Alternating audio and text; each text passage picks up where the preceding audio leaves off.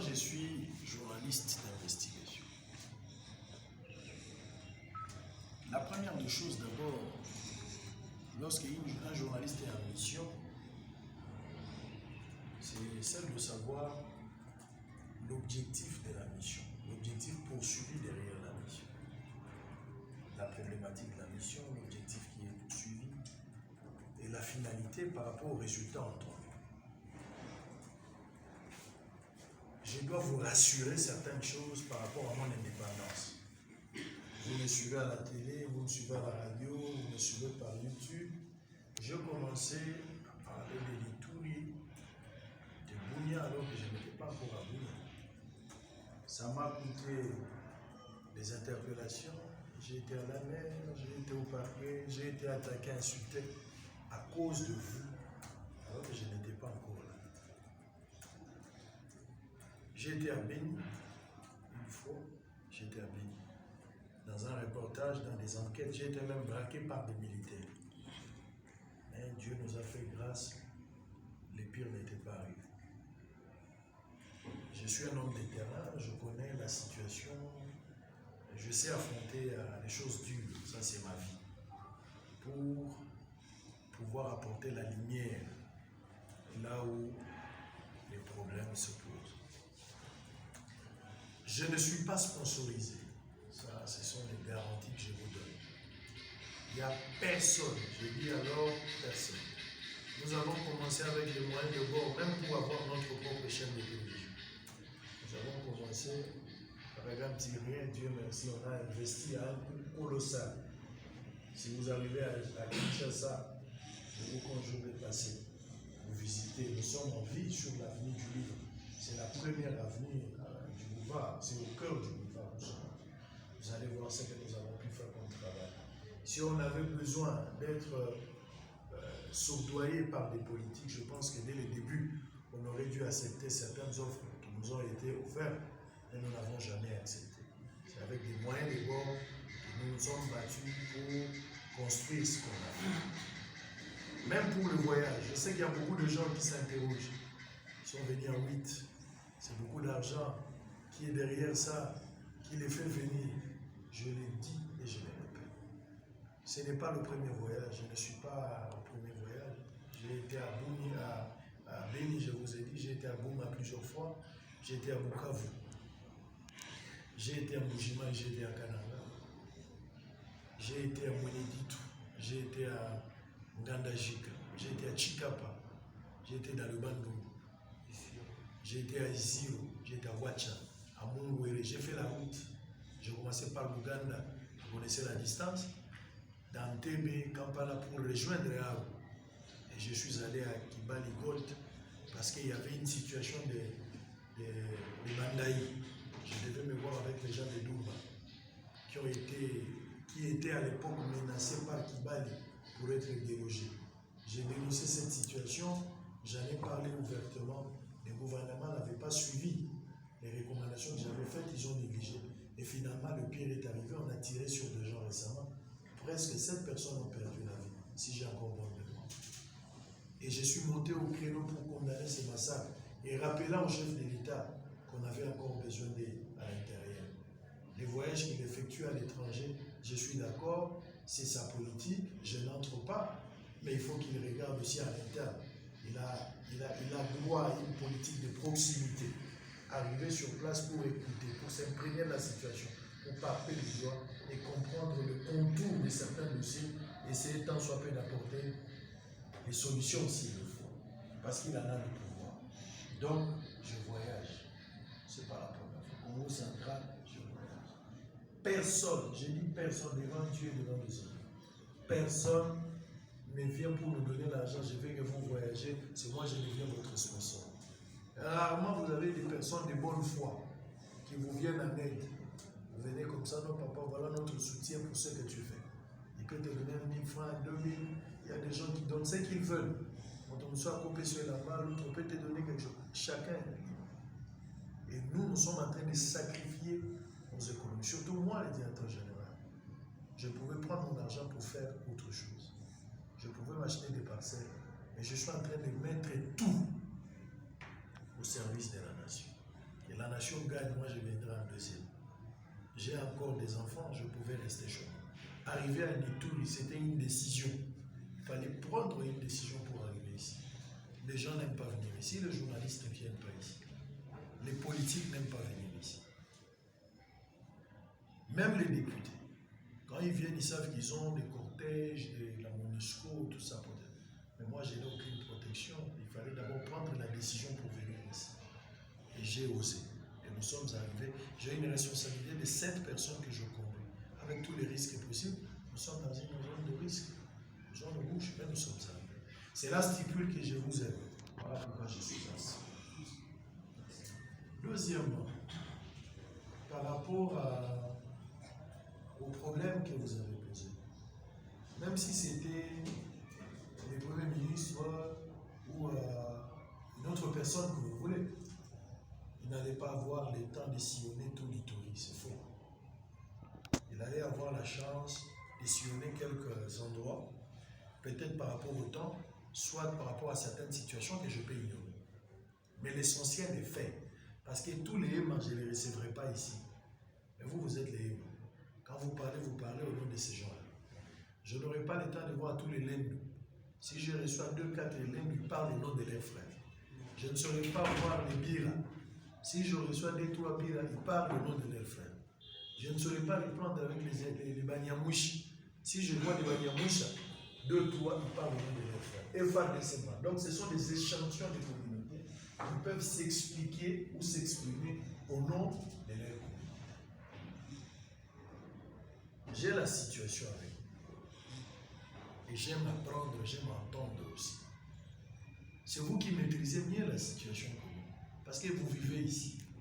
Vous en souffrez. Ça devient une vie normale d'entendre des massacres, des génocides, des atrocités. Ça devient une vie normale. Et moi, ça m'agace. Je ne suis pas d'accord. C'est-à-dire, il y a tellement une peur qui s'est installée à un moment donné. Ça crée un ras-le-bol, ça devient une vie normale. Je ne suis pas d'accord. Je suis en train de compatir avec vous. Je ne suis pas un magicien pour comprendre ce qui se passe ici. Si vous ne me donnez pas des données comme il vient de les faire au nom de la vérité, moi, je ne suis pas venu ici avec des prophètes pour sonder le cœur et le rêve. C'est vous qui maîtrisez mieux la situation. J'avais reçu une délégation de mamans le matin qui ont brossé la situation presque de la même manière. Et il y avait même une députée, une femme députée. Oui, de 2006. De 2006, députée provinciale qui a pris part. On a discuté longuement avec eux parce que je voulais comprendre le contour.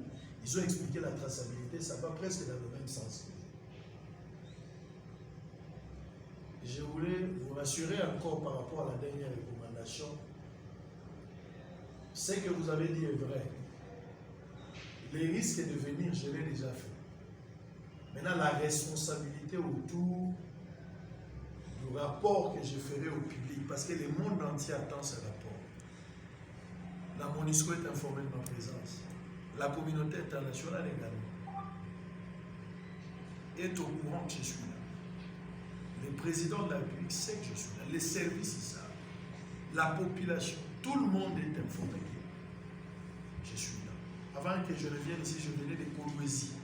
J'étais d'abord à Barcelone, là où j'avais perdu mon téléphone. Mais après l'avoir perdu, je l'ai récupéré plus tard. Et puis je suis arrivé à Kin en transit pour aller à Kolwezi parce qu'il y avait une situation encore grave avec l'exploitation des, comment on appelle, les trésors artisanaux. Je suis allé là-bas, j'ai parlé avec eux et de là je suis arrivé directement. Je n'ai passé qu'une nuit à Kin pour dire bonjour à mon épouse, la voir et puis les enfants.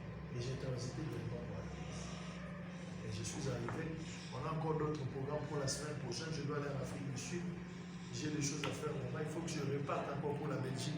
Je dois aller à Maïnomé. J'ai un calendrier très chargé. Mais j'ai réservé quand même la place pour Itu. C'est que je vous porte dans mon cœur et j'aime aussi Itu. Je vous rassure. J'ai toujours dit à la télé que le journaliste n'a pas d'amis. Et que comme ça n'a pas infraction. Si on s'habitue, ça devient une affaire. Cela stipule que Mboko Yabato, les manipulations, je n'ai jamais été esclave d'opinion. Vous pouvez compter sur ma neutralité et engagement. Je suis un homme sérieux. Je vous le dis pour la deuxième fois, je suis un homme sérieux. Pour la troisième fois, je vous confirme et je vous réaffirme encore, je suis un homme sérieux. Je n'ai jamais été esclave depuis. On m'a expliqué beaucoup de choses. Je sais que vos frères Lendo, Congolais aussi, des pères et des mères, mais qui ont choisi la voie de vous tuer, de vous exterminer. On m'a parlé de tout ça. J'ai parlé aussi avec des Lendo qui ont aussi donné raison à leur manière. Et j'ai entendu. Il faut donner la parole à tout le monde. Mais tu sais comprendre que celui-ci a menti. C'est celui-ci qui a raison. Tout le monde ne peut pas vous qualifier de mauvais. Quand tu demandes à au Bira, ce sont les Lendo. Quand tu demandes à Oema, en fait, c'est seulement les Lendo. Mais c'est quoi cette histoire de Lendo? Peut-être ma manière d'échanger avec les gens à Igabaye, les gens ont mal comporté. Toutes les images que nous avons prises, nous n'avons pas encore diffusées. Mais alors que nous sommes avec vous ici, vous êtes en train de filmer avec votre téléphone, je ne sais pas qu'est-ce que vous ferez avec. Peut-être en sortant ici, vous allez déjà publier. La responsabilité ne me revient pas par rapport à la publication. Mais les propos sont les miens. La guerre ethno-tribale. Il y a une nuance dans ce que vous voulez dire. Mais l'esprit de la déclaration ethno-tribale n'était pas dans le sens que les Ema se battent avec les Lembi. Ce n'était pas ça. L'esprit tribal, c'était vos propres frères à vous, qui sont congolais, qui ne sont pas rwandais, qui ne sont pas ougandais, vos propres frères à vous, pour une raison X. Ils ont cherché des armes et ils ont commencé à vous tuer.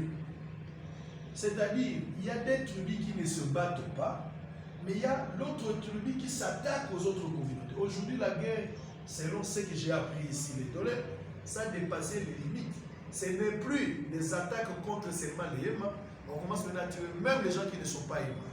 Et la communauté principale présumée dans cette histoire ici, ce sont les Lemba. Nous avons appris des choses. Et je ne resterai pas ma bouche. Je ne laisserai pas ma bouche fermée. J'aurai le courage. Le mal reste le mal. Peu importe la forme. Peu importe la personne qui le fait. On m'a expliqué tout le problème. Et nous avons également échangé avec les services. J'ai échangé avec la société. J'ai échangé avec des gens. Et j'ai demandé des recommandations. Qu'est-ce que vous sollicitez? Dénoncer, c'est une bonne chose. Mais les recommandations en ont une autre. Et puis la prise de décision, c'est la finalité. Je sais ce que je peux faire. Je suis un influenceur. C'est que je dis. Il y a vos frères qui sont à la diaspora. Ils se plaignent nuit et jour qu'il y a l'insécurité. Oui, ça c'est l'insécurité. Mais qu'est-ce qui est à la base de cette insécurité? Si on ne sait pas diagnostiquer les vrais problèmes, on ne donnera pas les vraies solutions à ce problème. Vous avez diagnostiqué le problème. Nous sommes venus pour en prendre. Nous sommes venus pour écouter. Nous sommes venus pour comprendre, pour dénicher, pour démanteler les vrais problèmes. Et à ce jour ici, je suis en mesure de parler de ces problèmes après avoir parlé avec tout le monde. Donc, vous pouvez me rassurer que je ne mettrai pas ma langue dans ma poche. J'aurai le courage de vous regarder. Je suis un homme qui est préparé à tout. Je suis préparé à tout. Hier, on est revenu de Boga, mais vers un village là, nous avons été pris en sandwich, presque en étau, interceptés par, pour ne pas parler d'une embuscade, parce que je ne sais pas ce qui pourrait arriver après, mais parlons d'une interception quoi, FRPI. Ces gens-là nous ont récupérés. On a passé une quinzaine de minutes pour négocier avec eux. J'étais obligé de leur donner de l'argent. Mais même mon argent n'a pas suffi. Il fallait une intervention divine pour qu'ils soient finalement voilés. Dieu les a rendus faibles pour que nous on passe. Mais c'était déjà la mort. Ils sont venus me chercher. Ils ne sont pas venus chercher notre... Ils sont venus me chercher. Alors que j'étais à Boga. J'ai interviewé les gens parce qu'ils ne voulaient pas que je communie avec des gens. Et au retour, ils étaient informés. Les gars est venu vers moi, il a rassuré à la personne avec qui il parlait. Non, je suis en train de parler avec eux. Tout ça. Mais sans que c'était moi. Et il est allé derrière alors qu'il y avait mes frères dans l'autre véhicule, ils ont demandé des armes. On les a fait, on les a mis tout de côté pour et puis apprécier sa décision. Qu'est-ce qu'il allait s'en suivre. Et puis il est venu, il m'a dit, mais moi-même, je sais ce que j'ai. Il a commencé à m'appeler général, alors que moi, je n'étais pas général. Il y avait même un colonel qui était là pour nous aider à traverser la zone. J'ai pointé, j'ai dit, mais maintenant, c'est les colonels qui étaient les chefs convoi, mais il m'a dit, non, moi, général. Il m'appelait général. Alors que moi, en fait, Dieu l'a confondu pour que je passe par là. Je connais la situation. Tranquillisez-vous et rassurez-vous que je connais la situation. Je ne serai pas votre porte-parole. Si je dis je serai votre porte-parole, ça serait injuste. Je serai porte-parole de la vérité. Je vais défendre juste la vérité. Je ne défendrai pas un camp. Mais un camp qui est dans la vérité pourra s'identifier. Si vous êtes dans la vérité, vous allez vous réjouir. Moi, je ne défendrai que la vérité. Je pense que la vérité sera mieux. Ce que je vous demande pour le moment, pour qu'on termine, donnez-moi des propositions. Ça, vous avez donné. Vous voulez, heureusement, vous avez dit que le chef de l'État est déjà ici. C'est vrai que le chef de l'État en sait quelque chose, il a parlé, c'est que vous avez dit de génocide. Je suis d'accord, je ne rejette pas ça. Mais pour aujourd'hui, que cette situation prenne fin, qu'est-ce que vous concrètement, les M, vous proposez?